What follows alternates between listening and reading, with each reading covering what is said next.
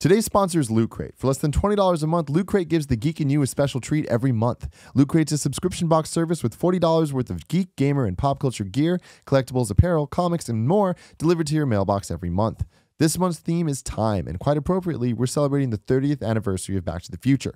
In the month and year Marty McFly travels to in Back to the Future Part 2, the timeless appeal of Bill and Ted's Excellent Adventure, and the timey-wimey charm of Doctor Who. You have until the 19th at 9 p.m. Pacific to subscribe and receive that month's crate, and when that cutoff happens, that's it. It's over. So go to lootcrate.com/KFGames and enter code KFGames to save $3 on your new subscription today.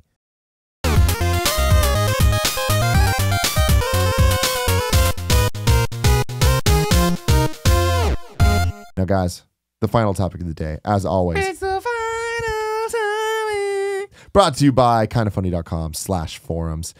If you have a question for us, go there. Go to kindafunny.com/Gamescast topic. Submit a topic, and it'll get read, just like we're about to do from my boy Titletown. Titletown wants to know, what are some of our favorite large Hollywood-esque cinematic moments from gaming? I think this is a really nice segue. The airplane sequence in Uncharted 3. The cruise ship in Uncharted. Uncharted in general. I mean, I feel like the game's full of them. Whether it's the building falling, the train sequence in 2, sure, the things you just said. There's other things too, like even like the drug sequence in 3. I thought was very cinematic. Or even just the desert sequence in 3 when you're just walking through it. You know. Yeah. Metal Gear Solid 4 comes to mind. Oh wow, I was gonna say Metal Gear 1, or just Metal Gear Solid. Yeah, there's a lot of Metal Gear Solid. Because for me, Metal Gear Solid, I mean, I don't mean to cut you off. You want to tell your 401 real quick? No, go for it. Metal Gear Solid, right? Like the opening, right? Like it's so funny now to think of a game opening with a cinematic and credits and music and stuff, but that did not happen when I was I was just starting when I got that PS1 and popped that in. That happening, Sniper Wolf, like there's so many amazing fucking like monologues and acting moments. Like holy shit. In Metal Gear Solid 4, 2 things come to mind. 3 things. The microwave sequence, obviously. Totally. The motorcycle chase with Eva? scene where you're with Eva in chapter 3. I think that thing's the end of chapter 3, where you're going through. That was the first moment that I was like, fuck, this is what next gen means back then. Like I was like, holy shit, I can't believe I'm playing this. And then I don't think anyone would ever say this, but the Raven boss fight in 4, where you're in that building and the things are flying around. The boss fight itself sucked. Yeah. Like, it was way too hard to aim and shit. But the way that like they were shooting the missiles and it was blowing up the building that I was in, I was like, holy shit. Like, I can't believe I'm playing this and it's not a cinematic. Yeah. What else is there? Other games. I was thinking of Spec Ops: The Lines intro with on the helicopter. I really love that intro a lot. And then just kind of infiltrating Dubai, I think is just a really cool. That game's fucking awesome. I love that game so much.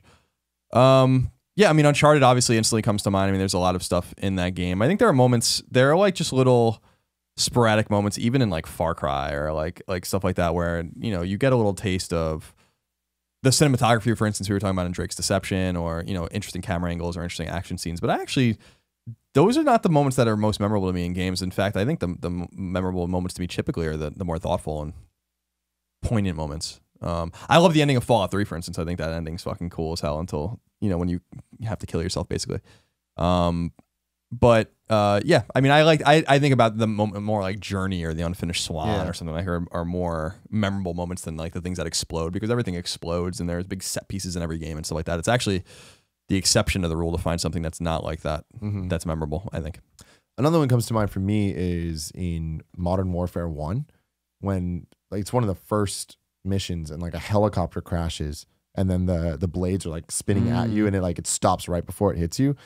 And I remember being blown away, just being like, whoa, like this is fucking... That's Call of Duty 4 Modern Warfare, right? Yes. Yeah, that one was totally... even when you're flying away in the helicopter and the nuke goes off and you come down, I remember being like, what the fuck? Yeah. And then a more throwback would be obviously Ocarina of Time. Just like coming out and seeing the field. Yeah. Which, yeah. Go YouTube that now. Question 2 comes from Elaine McAdams. A bit of a setup here. With the release of the Mega Man collection, I've began creating a wish list of other NES and maybe SNES collections I'd like to see come to modern consoles. I'd love to see Square release a Final Fantasy collection of 1 to 6 and Konami deliver a Castlevania one. Now the question, are these possible? And what other collections would you like to see? I feel like we've talked about the what other collections we'd like to see. I'm a little bit interested, Colin, on the are these possible side of this. Yeah, they're possible. People have to understand, though, that the reason the Mega Man Legacy collection was important was because the studio that ported the games made they basically extracted NES source code and made it run natively. So it's not necessarily emulating it. Yeah. So they run as if an NES is playing it. And what they basically did was make a way to feed and recalibrate NES data into modern systems so that you never need an emulator to play them. They'll exist forever in data form or whatever. And that's kind of an oversimplification. But that was the reason why 9 and 10 weren't in it, because 9 and 10 are not native NES games, or why 7 and 8 weren't in the collection is because they made something that works for NES and can work conceivably for any NES game. So is it possible? Sure. I mean, I've said before, I'm shocked that Square doesn't release the Final Fantasy games individually for $20 and just put trophies on them, because people will buy them. I'd buy them.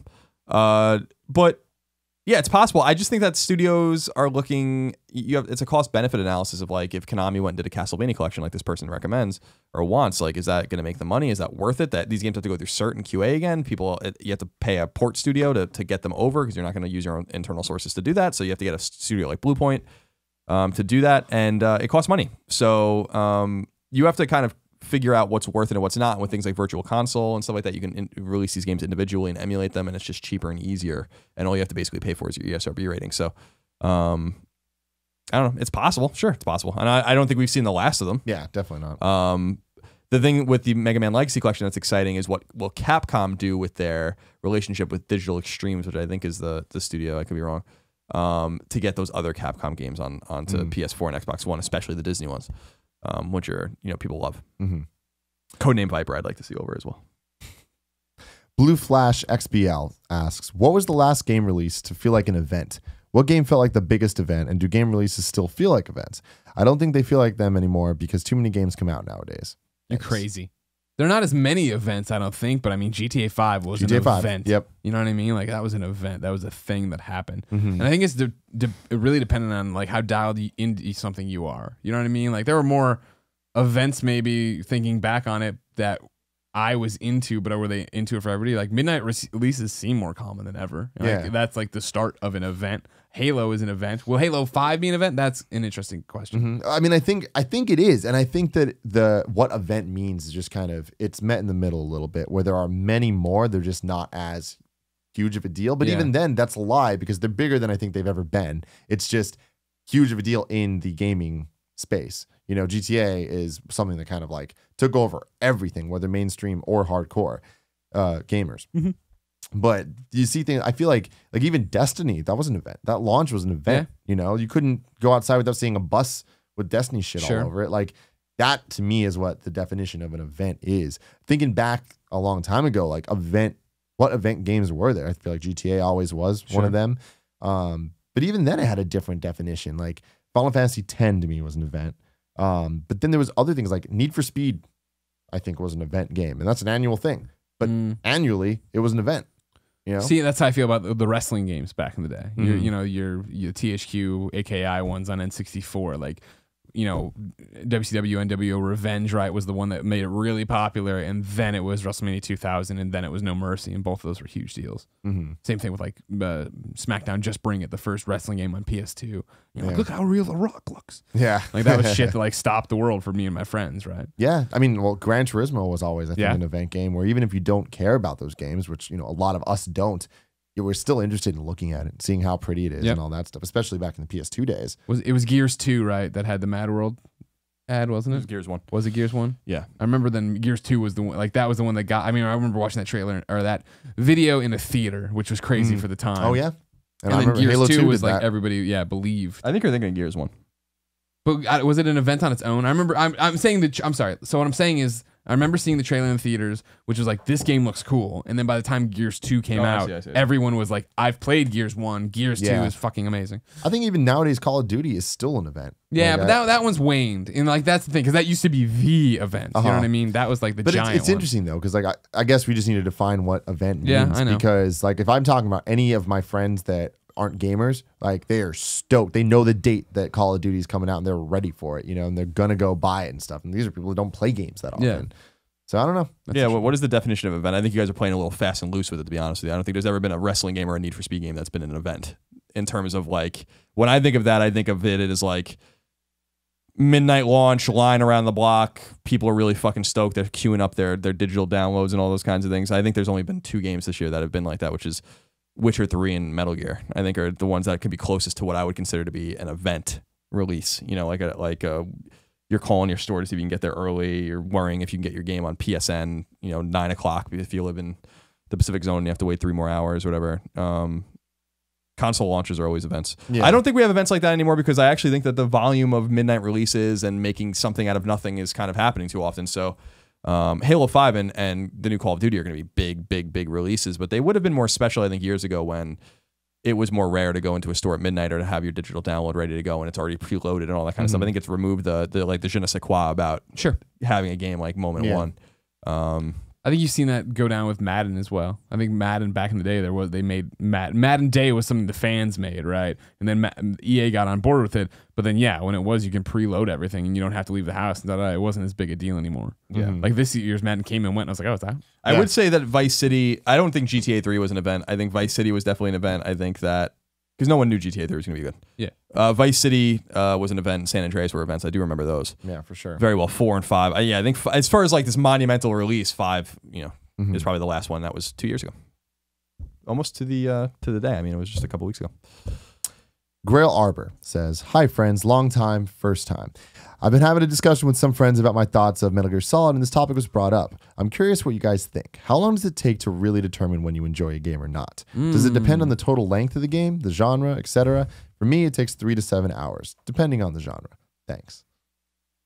Interesting question. I feel like I don't even need to play it. Like, I feel like, honestly, it's like I know what I like and I know what I don't like, and I can kind of just, watch some gameplay of it, see someone else play it, and I know if I'm going to enjoy it or not. In terms of stuff of I know I'm going to like it, playing it, am I going to love it or not?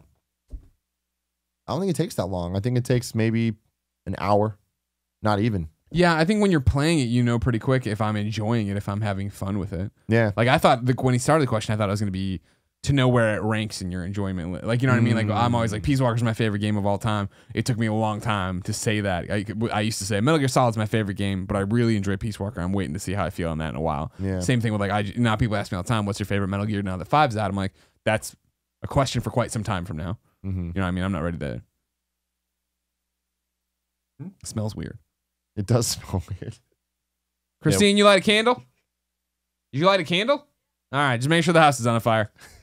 There's fire extinguishers. Remember, I bought fire extinguishers. Have I told you that yet, Christine? There's one under the sink and there's one up there in the closet. It's a poop candle. Yeah, I know we're still rolling, Kevin. Fire safety waits for no cut. Yeah, I think that when a game is going to be good. I mean, I don't have time to deal with it. I think that there are sometimes they're just like again with the Final Fantasy 13. I think the most embarrassing defense of Final Fantasy 13 is like it gets good after 30 hours. Like, fuck off. No way. Are you fucking kidding me? Like, what do you have anything else to do that you want to wait that long to and waste that much of your time? But it goes in the other direction too. Like, there are games that I love in the beginning and end up being like, all right, enough. And the game that's a great example is 1001 Spikes, where I'm like, I love this game. And I played it and I'm like, this is great and this is great. And it killed me, it got me. I'm not careful enough. And then like a few hours later, I'm like, fuck this. Like you have to be, give me a fucking break. Like I understand that's for people that don't know 1001 Spikes, it's a game where it's like it's over the top hard. Yeah. Over the top hard. It's like you move, like you get midway through the game and like you move anywhere and you're dead. Unless like you're paying, like, and I'm like, all right, enough. It was fun in the beginning, it is not fun anymore. So sometimes it goes in the other direction too. Yeah. Where you think something's more fun than it actually is. Yeah. Yeah. For sure. Ladies and gentlemen, this has been the first ever episode 40 of the Kind of Funny Gamescast. These are the coolest dudes in video games. That's Yoshi. That's Portillo.